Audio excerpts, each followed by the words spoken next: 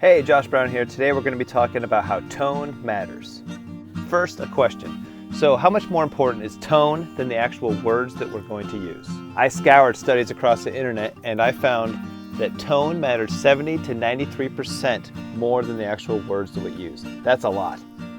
And to show that tone matters, I'm going to be using the words, "Let's eat Grandpa," but I'm going to be changing my tone. We're going to be thinking about how does that change how Grandpa's feeling, and how does that change how Grandpa's thinking when I change the tones with those three words. One way to say those three words is, "Let's eat Grandpa." Because I said it that way, let's take a look how Grandpa's feeling. Not so good, looks like he wants to leave. My tone was aggressive and threatening, and as a result, Grandpa was feeling worried, confused, and threatened. And that ain't good. I could also say those three words like this. "Let's eat Grandpa." So as you can see, I'm not really sure what's going on. Grandpa's not really sure what's going on. My tone is unsure and confused. My grandpa's starting to think like, hey, what's going on? And has my grandson lost it? My grandpa's having some weird thoughts because I said those three words in an unexpected way. You could also say those three words with this tone. "Let's eat, Grandpa."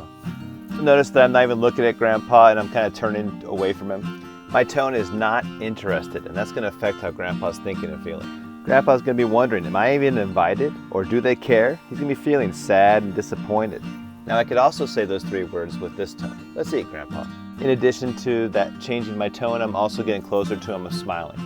My tone is welcoming, my tone is kind, and my tone is caring. Because I use that tone, now my grandpa is thinking, I am cared about. I want to spend more time. I want to do more with my grandson. He's feeling happy. He's feeling welcome. He's feeling invited.